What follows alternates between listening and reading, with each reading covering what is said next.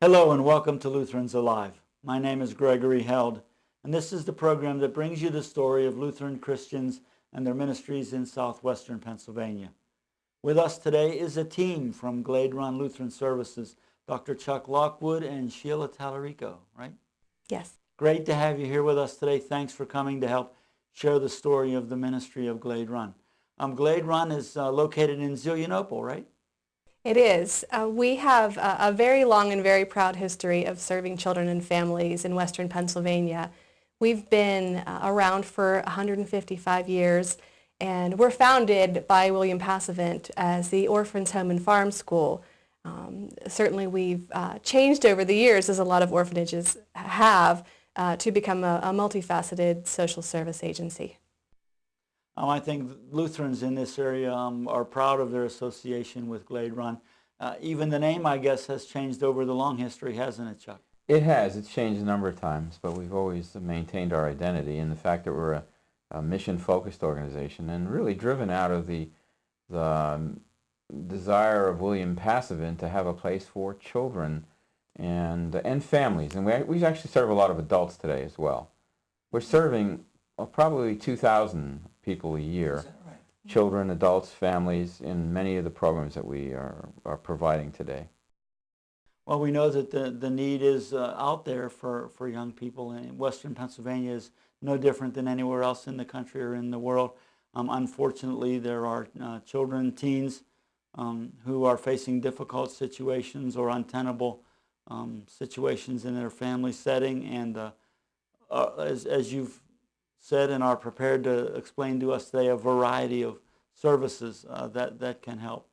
Sheila, you're a relatively newcomer to Glade Run, aren't you? I am. I've been at Glade Run about 7 months now in a development role. Prior to that, I worked for another, a very similar agency providing services for children, youth, and families, and I was there for about 9 years. So very excited to be at Glade Run.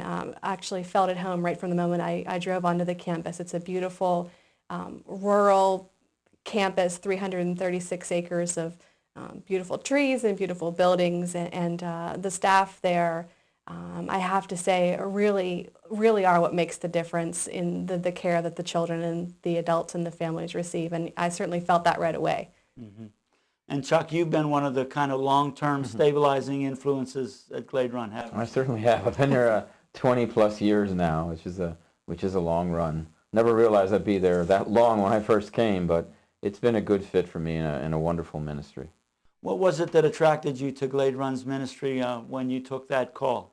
Well, I had a number of things in my background. Number one, being ordained, and so it was a faith-based organization. And I brought that very strongly into the life of what we're doing.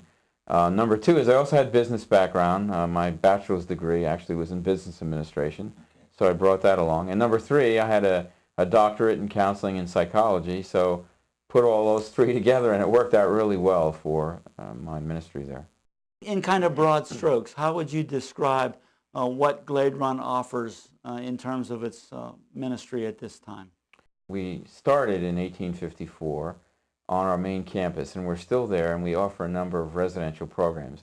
And that would be where children with traumatic experience in their lives, struggling in different ways behaviorally and with mental health issues, would come and stay with us for a period of time. On our grounds, we also have our school, which is St. Stephen's Lutheran Academy, and we serve special ed kids anywhere from first grade through senior high.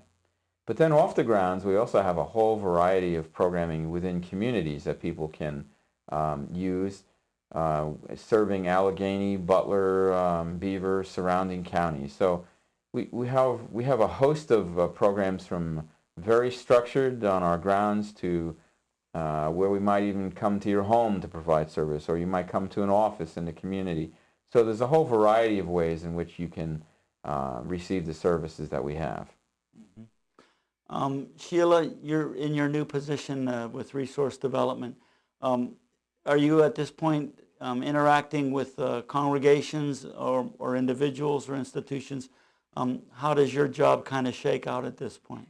There's a lot to it. We're very, very fortunate to have number one, an excellent reputation, and I think that number two, we have the support of the Lutheran community. We do a number of volunteer projects, fundraising projects, and things like that with the Lutheran churches, and spend quite a bit of time, working with them, talking at the churches on Sundays to kind of spread our ministry and to let the communities know the programs and services we offer. So we're very fortunate to have that relationship.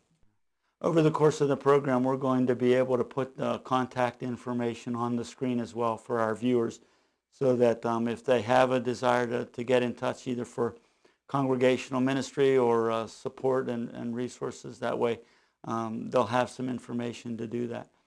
Chuck, we were also talking before the program a little bit about trying to keep it simple for people who may have needs emerging in their families, or for a young person that they know that's in trouble, and you intentionally want to kind of keep that simple and straightforward.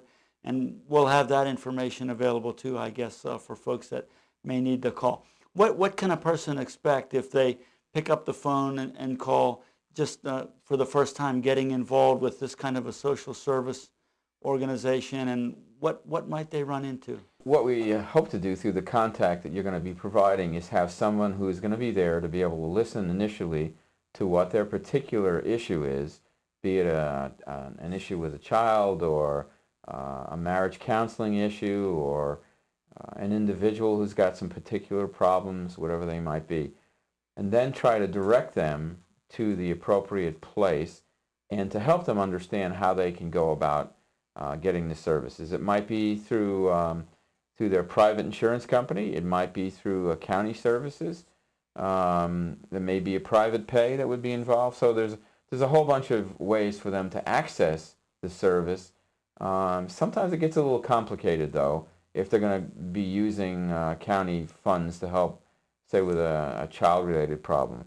Or they may have a school-related problem. We can certainly help in that regard, too. We don't take the place of school districts. They're primary always. But sometimes we can be of help in giving parents some ideas about what some alternatives might be if their child isn't struggling in school or has behavioral issues, or there's some other behavior that's really concerning the parent. We've recently opened up an autism program specializing. We have 3 classrooms. We have a primary, a middle grade, and now a senior high as well. And we have classrooms for children who are on the autism spectrum. And we also then take those services out into the community, and we provide services within the community for families with children that are autistic. That's a relatively new program. It is. What things do you need to get involved in to become organized to do that kind of work and to be recognized as having that specialization? Is that I would guess that could be a fairly involved process. It is, and we actually hired an individual who specializes and that's her particular expertise, is working with autistic children. We also brought on a national consultant to work with us, to advise us. When we were structuring the classrooms, we have a sensory room, and we have what's called a gross motor room. So we brought in a lot of consultants in terms of even the kind of play equipment that we use, the design of the classrooms.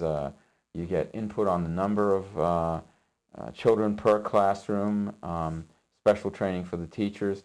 There is a lot involved, and we've really worked at bringing in the resources we need to make it successful. I would guess the fact that you introduced this as a specialty was that the need was indicated, that there evidently is a significant population that will benefit from that offering. Yeah, there's a lot today in the media in general about the degree of children now that actually are showing up with this autism diagnosis. It was 1 in 150, and I think it's even maybe gotten more severe within the population. So it has been a predominant issue lately that's become very visible for us, and a need that we need to address. We do have to take our first break for today's program, but again, I want to say thanks for taking the time to be with us today.